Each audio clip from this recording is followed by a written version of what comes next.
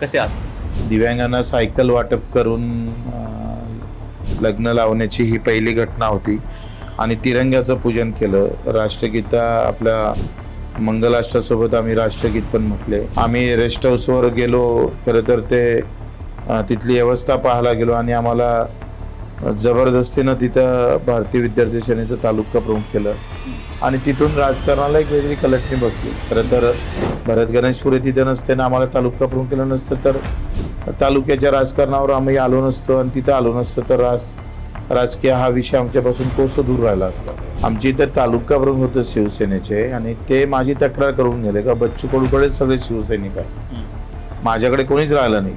मग ते राज ठाकरेंच्या लगेच लक्षात आलं आणि त्यांनी सांगितलं मग याला कसं तालुका प्रमुख करतं, बच्चू कडूला करून टाका. कारण त्यांच्याकडे कार्यकर्तेच नव्हते, ते माझ्याकडे होते सगळे आणि मी तालुका प्रमुख झालो. आता तेव्हाचे राज ठाकरे आणि आताच्या राज ठाकरेमध्ये फरक आहे. राजकारणात काही पण होऊ शकते. राजकारणात 1 आणि 1 2 होते असं नाही, तर ते 1 आणि 1 0 पण होते. राजकारणातला असा काही स्थिर स्वभाव नाही आहे. राष्ट्रवादी अजितदादा आणि शिंदे साहेबालाच भाजपमध्ये जावं लागेल आणि फडणवीस केंद्राच्या राजकारणात जाईल. राजकारण स्थिर राहिलेलं नाही असं तुम्ही म्हणताय. महाराष्ट्र खूप मोठ्या संक्रमण काळातून जातोय, त्याचा एक प्रकारे फटका तुम्हालाही बसला असं म्हणता येईल. आता निवडणुका मतदान केंद्रावर झाल्यापेक्षा भाजपच्या कार्यालयातच घ्या ना. कशाला डोकंदुखी लावायचे? तुम्हीच तुमचे शिक्के मारा, तुम्हीच तुमचे नगरसेवक करा. थोडं मागे 2.5 वर्ष मागे गेले तर तुम्ही एकनाथ शिंदेसोबत गुवाहाटीला गेले होते. तर माझा प्रश्न असा आहे की ती चूक होती का? आणि दुसरी गोष्ट 50 खोके एकदम ओके, या गोष्टीत किती तथ्य? चूक होती काय तर मी मुद्दामून चूक केली. नेमकं दिव्यांगांसाठी काम करावं हे तुमच्या मनात कुठून आलं किंवा ती प्रेरणा कुठली होती? विनाकारण वाढणारी बेरोजगारी कमी होईल. आज सगळेजण स्पर्धा परीक्षेच्या लाईनीमध्ये उभे आहे आणि त्याच्यात निघणाऱ्या जागा आणि आता असणारी व्यवस्था जर आपण पाहिली तर हा प्रचंड तफावत आहे. आता जे राजकारण एक ध्रुवीय झालं, म्हणजे द्विध्रुवीय नाही राहिलंय, ते एक ध्रुवीय होत चाललंय. तर अशा परिस्थितीत जे छोटे पक्ष आहेत त्यांचं अस्तित्व किंवा त्यांचे भविष्य या सगळ्या राजकारणात काय असेल? म्हणजे मी आता जर म्हटलं राष्ट्रपतीची निवडणूक लढतो तर हा मूर्खपणा आठवली. हा मी खासदारकीचं लढू शकेल, मी आमदारकीची पुन्हा लढू शकेल. छोट्या पक्षांच्या जीवावर मुख्यमंत्री होणं ही गोष्ट किती दृष्टीपथात तुम्हाला वाटते? आणि उद्या बच्चू कडू म्हणून महाराष्ट्राचे मुख्यमंत्री ही गोष्ट तुम्हाला किती आवाक्यात असणारी वाटते? आमच्यावर 350 गुन्हे दाखल आहे म्हणून टिकून आणा. तेवढा संघर्षही पाहिजे. पैसा नाही आहे, तुमचे बापदादे राजकारणात नाही आहे तर तुम्हाला उभं करावं लागेल. तुम्ही म्हणले की राजकारण करायला पैसा लागतो, पैसेवाल्यांचं राजकारण करायला. अशा परिस्थितीत तुमचा पक्ष चालवायला पैसा कुठून येतो? प्रस्थापित आणि विस्थापित लढाई का संपली? कारण या लढाईमध्ये पैसा आला आणि जात आणि धर्माचा प्रभाव वाढला, त्याच्यानं तो विषय संपलेला आहे. आता कायम प्रस्थापितच राहणार आहे. शरद जोशींच्या अंगावर मला इथे जात आहे, तर नेमकी तुमची शरद जोशी आले म्हणजे शेतकऱ्यांसाठीचं प्रचंड मोठं काम आलं. तर तुमची भविष्यातली राजकीय वाटचाल आता राजकीय सामाजिक शेतकऱ्यांसाठीची वाटचाल आता नेमकी कशी असणार?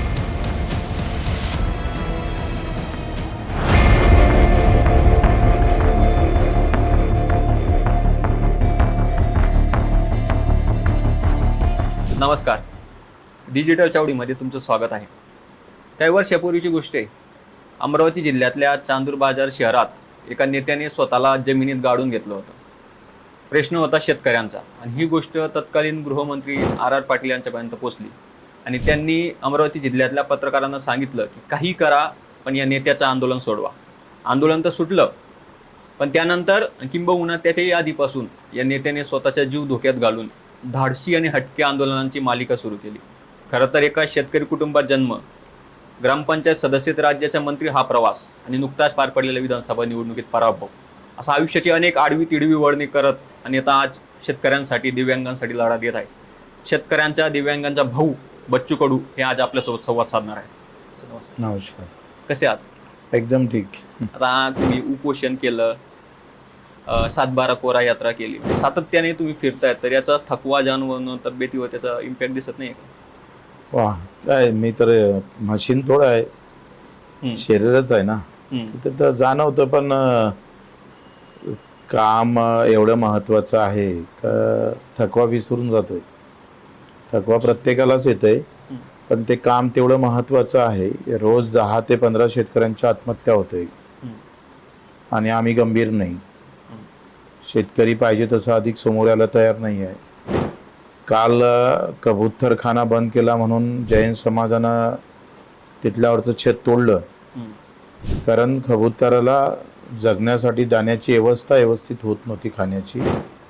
कदाचित त्याला इकडे तिकडे भेटली असती, परंतु जैन समाजांचं मी खरं तर त्यांचा आभारच मानेल का त्यांनी कबुतरासाठी एवढा मोठा लढा उभा केला. सगळा समाज तिथं एकत्र आला, कारण त्याला धार्मिक स्थान आहे म्हणून. आणि 6.5 लाख शेतकरी मरण पावला आहे. त्या तुलनेच्या मानानं इथं त्याचा विरोधच होत नाही आहे. त्या पद्धतीनं गंभीर तसं घेत नाही आहे. त्या कबूतरखान्यासाठी एका दिवसात ॲक्शनवर रिॲक्शन येतं आणि गेल्या कित्येक वर्षानंतर आपण पाहतोय का हा सगळा मृत्यूचा तांडव चालूच आहे. पण शेतकरी एकत्र येत नाही, सरकार त्यावर विचार करत नाही आणि विरोधी पक्ष तर नसल्यासारखीच व्यवस्था आहे. आपण जे काही करतो मोठे होऊन, तर त्या गोष्टींची कुठेतरी आपल्या बालपणात त्या गोष्टींचा पाया रचला गेलेला असतो.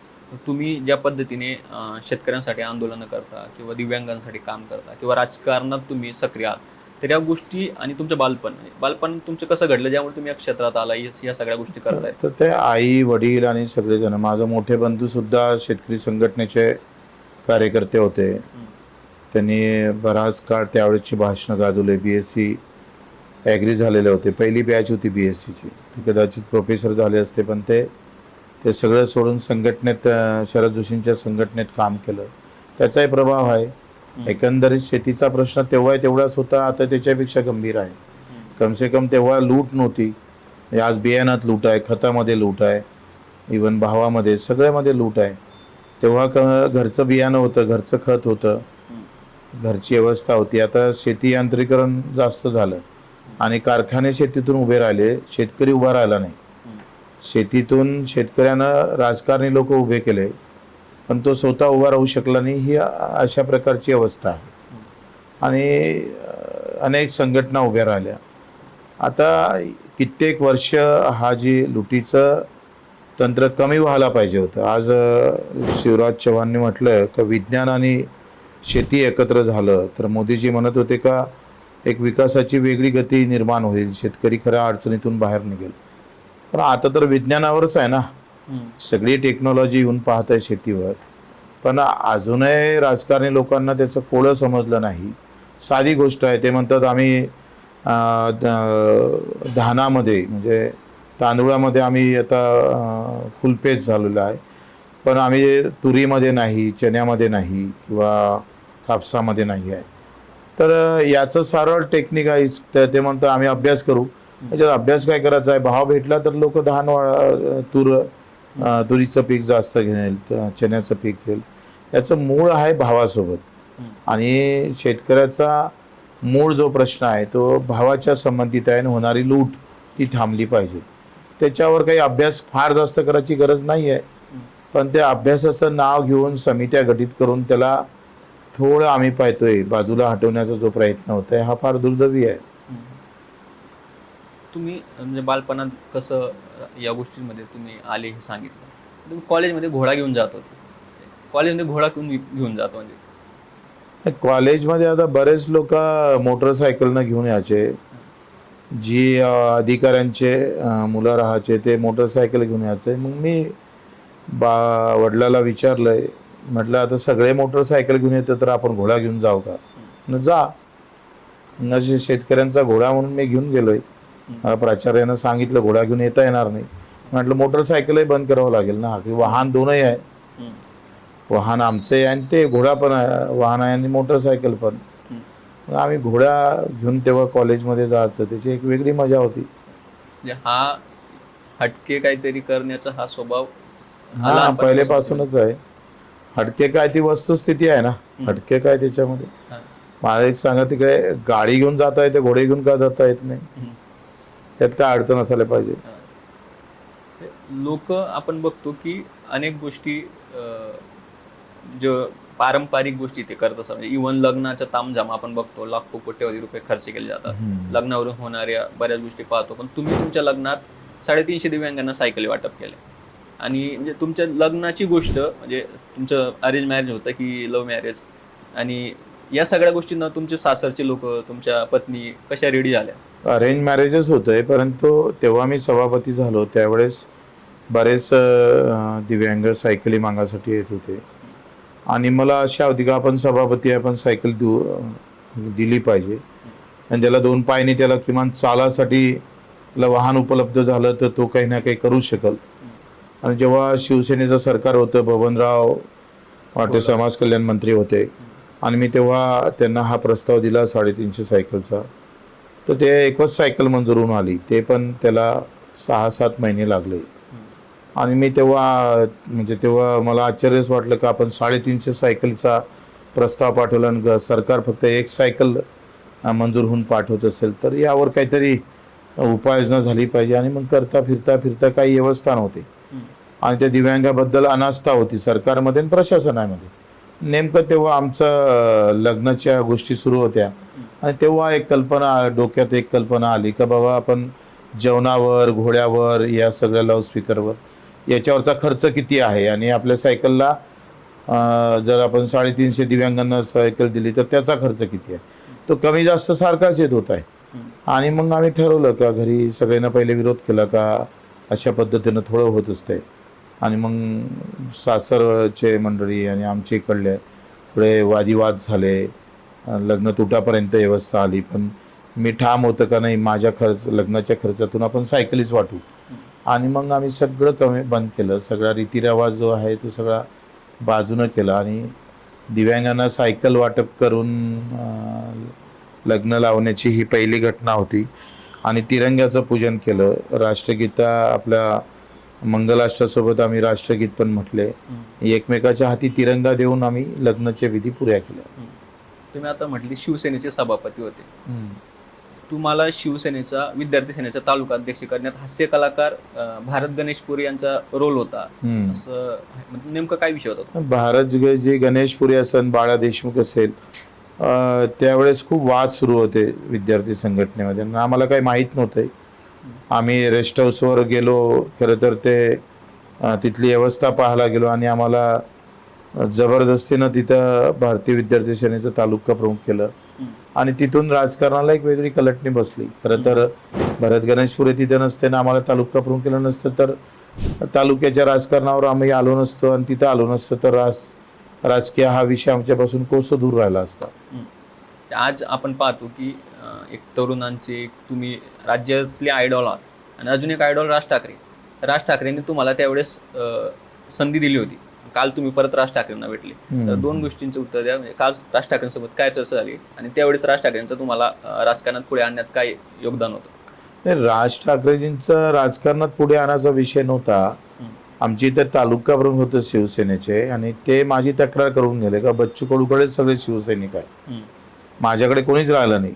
मग ते राज ठाकरेंच्या लगेच लक्षात आलं आणि त्यांनी सांगितलं मग याला कसं तालुका प्रमुख करतं, बच्चू कडूला करून टाका. कारण त्यांच्याकडे कार्यकर्तेच नव्हते, ते माझ्याकडे होते सगळे आणि मी तालुका प्रमुख झालो. आणि तिथून एक शिवसेनेचं काम आम्ही केलं आणि प्रत्येक गावात शाखा निर्माण केल्या. आता तेव्हाचे राज ठाकरे आणि आताच्या राज ठाकरेमध्ये फरक आहे. तेव्हा ते शिवसेनेचे होते, आता त्यांचा स्वतंत्र पक्ष आहे आणि ते त्या बाबतीत स्वतंत्र निर्णय घेतात, त्यांच्या भूमिका स्पष्ट होत असतं. आम्हाला असं वाटतं का आमचं एकमेव कारण होतं का शेतकरी सुखी झाला पाहिजे, शेतकऱ्याचे प्रश्न निकाली लागला पाहिजे, त्यासाठी कोणालाही भेटायचं काम पडलं तर आपण भेटू. आणि मग त्याच्यातलं पहिली निवड आम्ही राजसाहेब ठाकरेंची केली आणि ते काल भेट घडून आली. त्यांनी सांगितलं का 7 ते 8 दिवसात आम्ही कशा पद्धतीनं आंदोलनात सहभागी व्हायचं त्याचा निर्णय घेऊ. तुम्ही आपल्या काळात एकनाथ शिंदेसोबत होते, काल तुम्ही राज ठाकरेंना भेटले, आता दोन्ही भाऊ एकत्र येण्याची चर्चा सुरू झाल्यात आणि दुसरीकडे एकनाथ शिंदेना आयसोलेट केले जात आहे असंही चर्चा आहेत.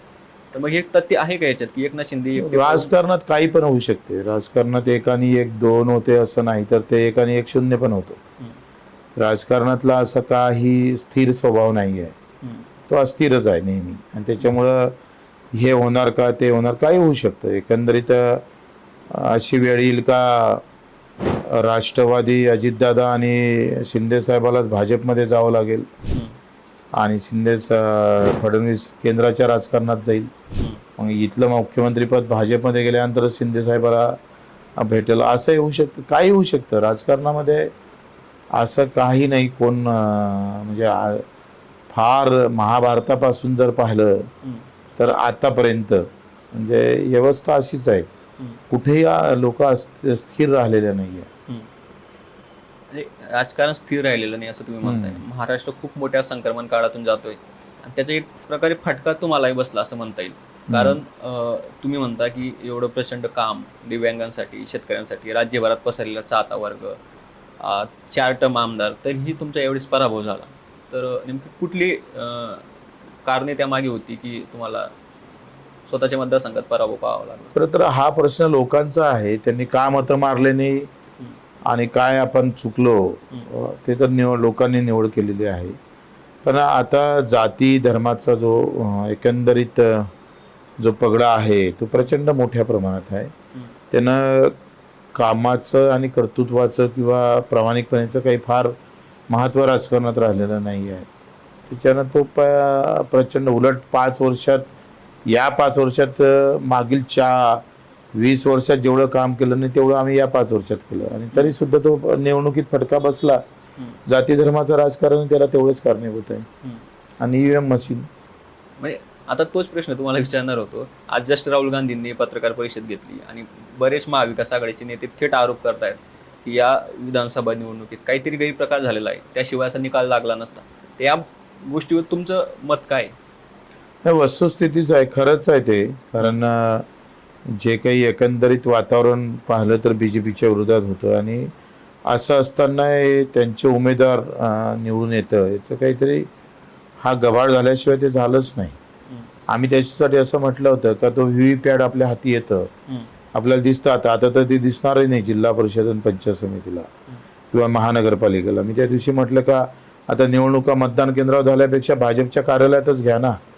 कशाला का डोकंदुखी लावायचे? तुम्हीच तुमचे शिक्के मारा, तुम्हीच तुमचे नगरसेवक करा. तेवढंच फक्त बाकी राहिलंय. तर निवडणूक आयोग VVPATही देत नसेल, ते आमचं मत आम्हाला भेटलं का नाही भेटलं हे जरी दाखवत नसेल तर मग आता राहिलं काय शिल्लक? आमची मागणी अशी होती का EVM मशीन तशीच ठेवा, पण जो VVPAT आमच्या हाती येतं, माझं मत नेमकं कोणाला गेलं हा तर मूलभूत अधिकार आहे आणि ह्या संविधानाने दिलेला अधिकार आहे. तो अधिकाराची आम्ही पाहतो अवहेलना याच्यामध्ये. आणि जेव्हा तो आपल्याला दिसतं तेव्हा जे VVPATचं चिठ्ठी येऊन ते खाली एका वेगळ्या डब्यात पडते, ते मतदान पेटी अलग ठेवावी, ते हाती आली पाहिजे, त्याच्यावर सही झाली पाहिजे आणि सही करून त्याला VVPAT नंबर दिला पाहिजे. म्हणजे जसं पहिले मतदान केंद्र बॅलेटवर नंबर राहायचा, कोणता बॅलेट कोणाचा. ते जर मी म्हटलं का माझं मत कुठं गेलं ते पाहायची सोयच नाही आहे आणि ते पाहायला भेटणारच नाही. तर VVPATला जर VVPAT क्रमांक दिला आणि खाली जर सही घेतली पूर्वीप्रमाणे तर दूध का दूध पाणी का पाणी होते. म्हणजे आम्ही EVM मशीन बदला म्हणतो का? तर बिलकुल नाही. फक्त एक पर्यायी व्यवस्था चांगली करा. ते VVPATसाठी एक मतपेटी द्या, ते मॅन्युअली त्या मतपेटीत मत टाकल्या जाईल. इकडे जेव्हा शंका येईल तेव्हा हे मतं मोजल्या जाईल. एवढं BJP करायला तयार नाही आहे. आता तुम्ही EVM आणि भाजपने केलेला गैरकारभार असं थेट त्यांच्यावर तुम्ही आरोप करताय. थोडं मागे 2.5 वर्ष मागे गेले तर तुम्ही एकनाथ शिंदेसोबत गुवाहाटीला गेले होते. तर माझा प्रश्न असा आहे की ती चूक होती का? आणि दुसरी गोष्ट 50 खोके एकदम ओके, या गोष्टीत किती तथ्य? आणि तुम्ही त्या सगळ्या प्रोसेसमध्ये होते, तुम्हाला ऑफर आले असतील जर समजा त्यांनी दिली? त्याला मला वाटते 2, 3, 4 वर्ष झाले. किती डाव आपण तोच विषय, किती वर्ष तोच विषय आपण विचारायचा. उलट त्याच्यानंतर बराच काळ बदलला, बऱ्याच गोष्टी झाल्या. जे सगळे गुवाहाटीला गेले आणि ज्यांनी नेलं ते सगळे निवडून आले ना. लोकांवर काय परिणाम आहे त्याचा? शून्य परिणाम आहे. उलट आले तर आले, सत्तेतही बसले, या मंत्री झाले. त्याच्यानं मला वाटते हा प्रश्न आता काही फार महत्त्वाचा राहिला नाही. आणि ते चूक होती काय तर मी मुद्दामून चूक केली आणि ती चूक असली तर त्याच्यातून दिव्यांग मंत्रालय भेटलं, त्याच्यात मला काही वाईट वाटत नाही. 50 खोके एकदम ओके असं जे काही त्याच्यानंतर काही आरोप केले गेले तर 50 खोके म्हणजे तेव्हा गुवाहाटीत भेटले असते तर मला असं वाटते का 4-5 गाड्या सांगा लागल्या असते पैसे आणाले. म्हणजे ते एका गाडीत मावणारी रक्कम नाही आहे. त्यांना आता आरोप करा चालू असतं ते. आता तुम्ही दिव्यांग मंत्रालय मंजूर करून आणलं. आपण पाहतो की अनेक धर्मावर आधारित पक्ष आहेत, जातीवर आधारित संघटना आहेत, राजकारणी नेते आहेत, पण तुम्ही दिव्यांग हा प्रश्न घेऊन प्रचंड काम करताय. नेमकं दिव्यांगांसाठी काम करावं हे तुमच्या मनात कुठून आलं किंवा ती प्रेरणा कुठली होती? कसं आहे, सरकार हे कोणासाठी सरकार आहे? ते अदानी अंबानीसाठी आहे, तसं ते शेतकऱ्यासाठी आहे, आमच्यासाठी आहे, कर्मचाऱ्यासाठी आहे. पण ते पहिले कोणासाठी आहे? पहिले जिथे वेदना आहे, दुःख आहे, त्याच्यासाठी ते सरकार पहिले असलं पाहिजे. आणि श्रमावर आधारित व्यवस्था निर्माण झाली पाहिजे. आता या देशामध्ये जातीवर आधारित व्यवस्था निर्माण झाली, धर्मावर आधारित व्यवस्था निर्माण झाली, आणि ते वेदनेवर आधारित काही योजना नाही आहे. हे लाडक्या बहिणीला काय वेदना आहे, तर बऱ्याच लाडक्या बहिणी सांगन की आम्हाला काही वेदना नाही, बगर श्रमाचं मूल्य दिलं जातं. मला असं वाटतं का दिव्यांगांच्या वेदना फार वेगळ्या आहेत. त्यांचे घरातले लोक, परिवार पण पाहिजे तसं व्यवस्थित त्यांच्याकडे पाहत नाही. समाजाचं मन असं आहे का हे पाप आहे म्हणून ते फेडावं लागतं, अशी एक व्यवस्था आहे. आणि म्हणून आम्ही ज्याला 2 पाय नसेल, त्याला कशा वेदना असेल, त्याला कसं चालता येत असेल, कशा काय काय त्याला एखाद्या गावातून तालुक्यावर काय अडचण येत असेल, ह्या सगळ्या आम्ही पाहिल्या. डोळे नसणाऱ्या, दोनही डोळे नसणाऱ्यांना त्याचा आईचा चेहरा त्यानं पाहिला नसणार, मूक बधीर आहे, कर्णबधीर आहे, अतितीव्र मतिमंद आहे. ह्या वेदना खूप जास्त आहे इतरांपेक्षा. आणि मग त्याला आम्ही असं ठरवलं का पहिले जर आपण हाती काय काम घेतलं असेल तर जिथं अधिक जास्त वेदना असेल तिथे आपण पहिल्यांदा गेलो पाहिजे. आणि तिथं आम्ही उभं राहिलो. आता 182 शासन निर्णय काढले, एक दिव्यांग मंत्रालय निर्माण झालं. 600 रुपयाचा महिना 1500, 1500चा आता 2500पर्यंत आम्ही गेलो. हा सततचा लढा सुरू झाला आहे. 5% निधी आमच्या दिव्यांग बांधवाला आता महानगरपालिका जिल्हा परिषदमधून भेटतं. मोठं काम उभं राहिलं. आज सायकली असेल, शॉप असेल, अनेक गोष्टी, लाखो दिव्यांगांना त्याचं आयुष्य उभं करण्याचं काम या आम्ही 10-15 वर्षाचं उभं राहिलेलं आहे. पहिला लक्षवेधी सभागृहातला पहिला लक्षवेधी स्वातंत्र्यानंतर हा बच्चू कडूंना मांडला आहे. त्याचा आवाज तिथं आम्ही मोठा केला. अखेरी ज्याचा आवाज नाही त्याचा आवाज होता आला पाहिजे. तुम्ही एकीकडे महायुती आणि दुसरीकडे महाविकास आघाडी अशी लढत होती विधानसभेला. पण तुम्ही संभाजीराजे, राजू शेट्टी यांनी त्यांचे पक्ष घेऊन एक तिसरी आघाडी उभी करण्याचा प्रयत्न केला. आता जे राजकारण एक ध्रुवीय झालं, म्हणजे द्विध्रुवीय नाही राहिलं आहे, ते एक ध्रुवीय होत चाललं आहे. तर अशा परिस्थितीत जे छोटे पक्ष आहेत त्यांचं अस्तित्व किंवा त्यांचं भविष्य या सगळ्या राजकारणात काय असेल?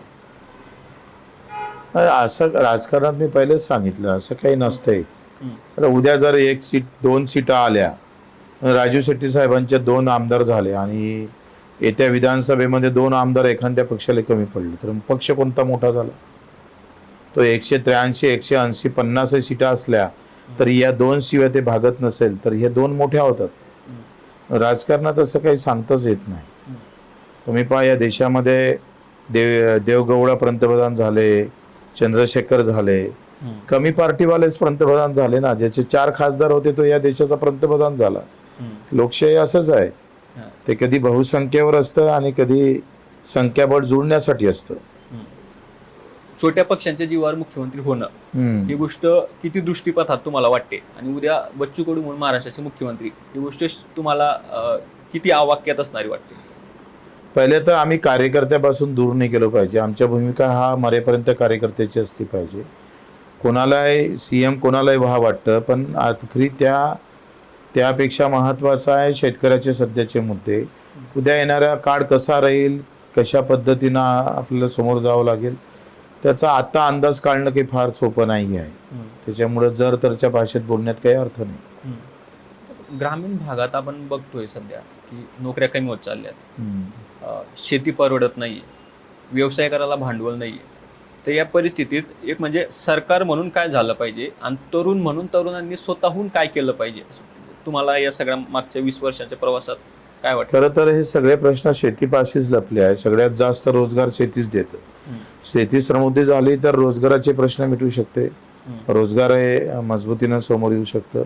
मला एक सांगा, आत्ता जे पुणे किंवा मुंबईत शेतकऱ्यांची मुलं येतात, त्या कापसाला जर 20,000 रुपये भाव भेटला, तुरीला 15,000 भेटला, सोयाबीनला जर 10,000 भेटला, तर एका शेतीमध्ये त्याला वर्षाला जर 5 ते 7 लाख रुपयाचं पॅकेज जसं कंपनी देते, ते शेतीतून भेटलं तर तो कशाला मारायला इथं येणार आहे? मुळात आखरी शेतीचा हा या देशाचा रोजगाराचा असेल, भूकबडीचा प्रश्न असेल, भावाचा असेल किंवा जे काही असणार, गरिबीचा प्रश्न असेल, तो सगळा प्रश्न शेतीपाशी येऊन थांबतं. आणि ती समृद्धी झाली का देश समृद्ध व्हायला वेळ लागत नाही. आणि यासाठी सरकारनं मला असं वाटतं का 8व्या वर्गापासून 7वी ते 8व्या वर्गापासून त्या विद्यार्थ्याची आवड निवडीचा एक आपण डेटा तयार केला पाहिजे. का आमच्या हाती आलं पाहिजे का 9व्या वर्गात दर वर्षाला आमच्याकडे किती विद्यार्थ्यांना आता आवड आहे शेतीची, किती विद्यार्थ्यांना उद्योगाची आवड आहे, किती विद्यार्थ्यांना सरकारी नोकरीची, निमशासकीय नोकरीची. हा जर आम्ही अगोदरच समजला आणि येत्या काळामध्ये जे काही बदल होणार आहे तो जर युवकांसमोर आला तर विनाकारण वाढणारी बेरोजगारी कमी होईल. आज सगळेजण स्पर्धा परीक्षेच्या लाईनीमध्ये उभे आहे आणि त्याच्यात निघणाऱ्या जागा आणि आता असणारी अवस्था जर आपण पाहिली तर हा प्रचंड तफावत आहे. प्रचंड आम्ही पाहतो त्याच्यामध्ये येणारा काळ चुकीचा आणि अतिशय वाईट अवस्थेमध्ये जावं लागेल की काय, अशी एक अवस्था येणार आहे. बरेच लोक, काही लोक क्रीडामध्ये समोर येऊ शकतं, काही शेतीमध्ये चांगलं येऊ शकतंय, काही लोक स्वतःच्या उद्योगधंद्यावर समोर येऊ शकतं. त्या तालुक्यातली असणारी अवस्था आणि त्याच्यावर जर आम्ही अभ्यास केला आणि सरकारनं त्या पद्धतीनं एक कार्यक्रम राबवला तर बऱ्यापैकी शहरं जे आज फुगत चालले किंवा उडसूट जो काही नोकरी मागं लागतंय त्याकडचं जर आम्ही थोडं जर त्याला वळण दिलं व्यवस्थित तर मला वाटतं एक चांगल्या प्रकारचं एक धोरण तयार होऊ शकते. त्याच्यातून बेरोजगारी सुटू शकतं आणि तरुणांनी मला वाटतं हा विचार केला पाहिजे. आता एकदा स्पर्धा परीक्षेमध्ये फेल झाला, पुन्हाही फेल झाला, तिसऱ्यांदाही झाला आणि चौथ्यांदाही बसत असेल तर आता त्यानं ठरवलं पाहिजे ना, त्यांना ठरवायची वेळ आलेली आहे. आणि म्हणून त्यांनी वडिलाला बुद्धू बनवल्यापेक्षा मला असं वाटते पाहिजे का तो त्याच्यात स्वतःही बुद्धू मूर्ख बनतोय आणि त्याच्या परिवारालाही मूर्ख बनवत राहतं. आता हा जो विषय आहे हा युवकांनी खरं तर एकदा आपल्याला स्वतःचं परीक्षण करावं आणि मग पावलं टाकले पाहिजे. म्हणजे मी आता जर म्हटलं राष्ट्रपतीची निवडणूक लढतो तर हा मूर्खपणा आठवेल. हा मी खासदारकीचं लढू शकेल, मी आमदारकीची पुन्हा लढू शकेल. त्याची आमची कॅपॅसिटी काय आणि त्यानं तो विचार करतं काय याचा ताळमेळ जोडला पाहिजे. आपण युवकांच्या प्रश्नावर बोलतोय. आता स्थानिक स्वराज्य संस्था निवडणूक आहेत आणि 80-90च्या दशकात तुमच्यासारखे जे युवक विस्थापित होते तेव्हा प्रस्थापितांच्या विरोधात शिवसेना नावाची संघटना, त्या संघटनेच्या सोबत अनेक लोकांनी राजकारणात आले, मंत्री झाले, आमदार झाले. आज तेव्हाचे विस्थापित आज प्रस्थापित झालेत आणि आज अनेक तरुण राजकारणात येण्याचे प्रयत्न करत आहेत. तर एक ही जी राजकारणातली व्हॅक्यूम तयार झाली विरोधी पक्षातली किंवा दुय्यम फळीतले नेते तयार होत नाहीत तर ते तयार व्हावे. आता असं प्रस्थापित आणि विस्थापित काही राहिलं नाही. प्रस्थापितांचेच पोरं जास्त आहे. एक तर त्याचं पोरगं असतं, नाही तर काका असतं, नाही तर मामा असतं. घराणेशाहीमध्ये जो पहिले 10% होता आता तो 50 ते 60%वर गेला ना. एका घरातच आणि त्याच्या आजूबाजूनच राजकारण खेळतं.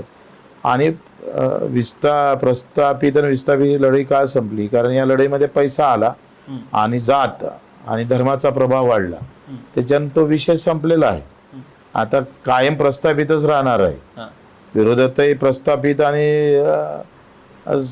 बाजूचे प्रस्थापितच राहणार आहे. तो विषय संपलेला आहे. विचारायचं आहे की आज पैशांचे राजकारण, घराणेशाहीचे राजकारण, प्रस्थापितांचे राजकारण, तर अशा परिस्थितीत सामान्य घरातले ज्या पद्धतीने तुम्ही सामान्य घरातून प्रचंड मेहनत, त्याग, समर्पित भावना, बलिदानाचे विषय. आमच्यावर 350 गुन्हे दाखल आहे म्हणून टिकून आणा.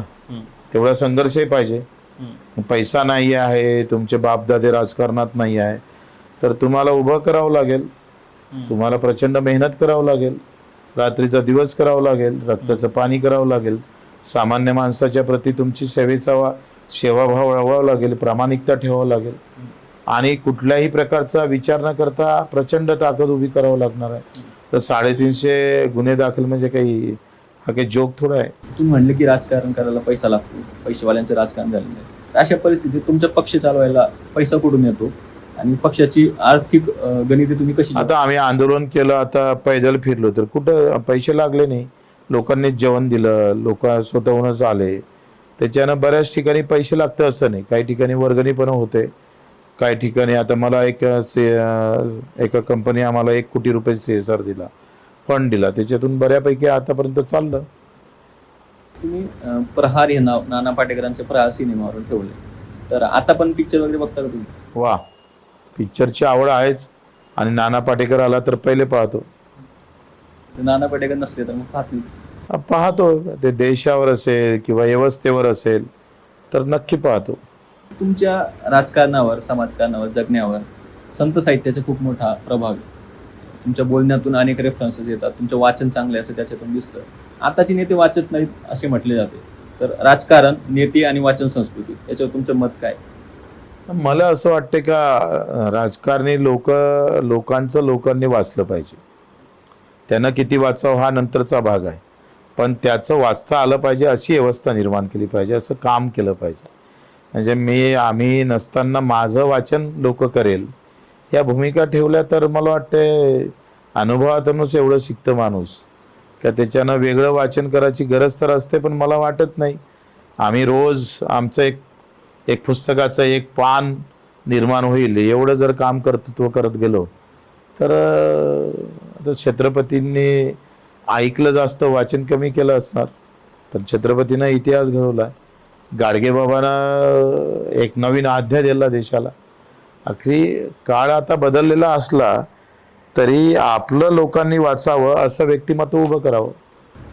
आता मुलाखतीच्या शेवटच्या टप्प्याकडे येताना तुम्ही आज संध्याकाळी शरद जोशींच्या अंगळमारा इथे जात आहेत.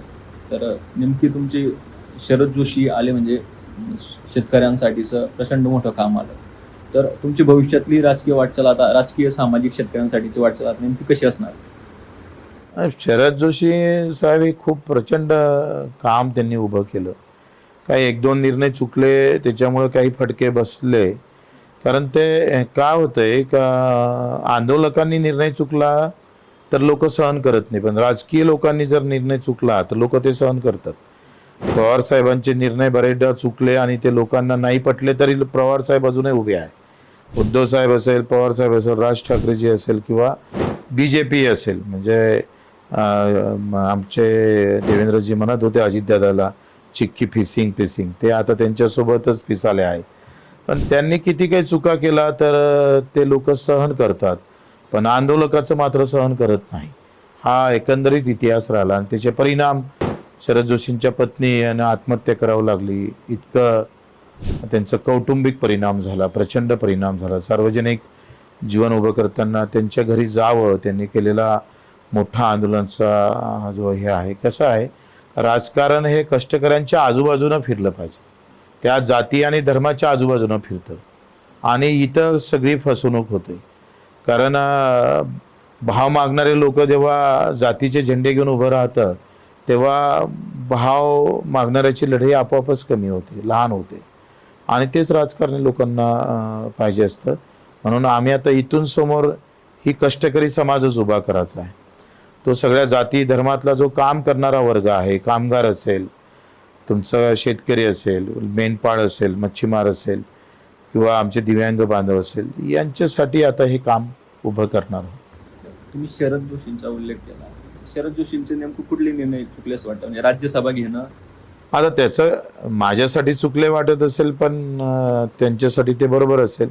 त्यांनी पहिला निवडणूक आम्ही लढणार नाही, त्यांचं ती चप्पलही घालणार नाही, घातली तर आम्हाला लोकांनी चपलीनं मारावं एवढा शब्द निवडणुकीत उतरल्याबरोबर लोकांना तेच धरून ठेवलं आणि मग तितक्या एका गोष्टीसाठी भ्रमनिरास झालं. म्हणजे काय होते का कधी एखादं आंदोलन योग्य वेळी मागणी घेतलं म्हणून त्याचे परिणाम पडले. तर हे आंदोलकासाठीच होत असतं, हे राजकारणासाठी होत नाही. आणि हा समाजाचा दोष आहे, हा त्या नेत्यांचा नसतं. निर्णय घेताना बरेचदा छत्रपती चुकले ना, बाबासाहेबही चुकले असेल, महात्मा ज्योतिबा फुलेंची एखादी चूक झाली असेल. याचा अर्थ तो कसा आहे, या सगळ्या व्यवस्थेमध्ये एखाद्या घरामध्ये एखादा कोणा चुकला तर घर नाही पडत ना, आपण त्याला दुरुस्त करतो. जिथं चुकलं असेल त्याला दुरुस्त करतो. त्या भावना समाजामध्ये राहिल्या नाही आणि त्याच्यामुळं राजकारणी लोकांना चुका करून राजकारण केलं पाहिजे. त्यांनी प्रचंड लुटून राजकारण केलं पाहिजे. आंदोलकांनी मात्र एकही चूक करता कामा नये. तो बिलकुल सतीचं वाण, हे फार गैरसमज आहे. तुमच्या म्हणण्यावरून तडजोड आणि जसं सतीचं वाण शब्द वापरला, तर मध्यंतरी राजकीय वर्तुळात एक चर्चा चालू होती की एकनाथ शिंदेच्या कोट्यातून तुम्हाला विधान परिषद मिळणार आहे, तर भविष्यात तशा काही गोष्टी घडण्याचे चान्सेस आहेत? ना, मी घेणारही नाही ना, दिलं तरी घेणार नाही. मला काय भीक मागायची. आम्ही शेतकऱ्यांसाठी आवाज उठवू, ते मागणी करू, पण स्वतः विधान परिषदवर कोणाच्या कुबडी घेऊन जाणारा बच्चू कडू नाही. आता शेवटचा आपण एक राऊंड घेणार आहोत, तर त्यात तुम्हाला एका नेत्याचं नाव सांगेल मी, तुम्ही त्यांचं वर्णन एका वाक्यात करायचं. एकनाथ शिंदे, सामान्य माणसासाठी एकदम बेस्ट आहे. देवेंद्र फडणवीस, चाणक्य राजनीती आहे. अजित पवार, अजित पवार बिंदास आहे राजकारणामध्ये. उद्धव ठाकरे, ते संघटनेचे प्रमुख आहे, पण ते CM किंवा मंत्री म्हणून ते अधिक जास्त शोभून दिसत, अधिक चांगलं काम करू शकत नाही, पण संघटनेचे प्रमुख म्हणून सगळ्यात बेस्ट होऊ शकतं. भाऊ, तुम्ही एवढ्या प्रचंड तुमच्या धावपळीच्या सगळ्या गोष्टींमध्ये आम्हाला वेळ दिला, त्यासाठी तुमचे आभार व्यक्त करतो. आणि तुमचे सगळे जी मतं अत्यंत परखडपणे मांडली, त्यासाठी देखील तुमचे आभार व्यक्त करतो. धन्यवाद.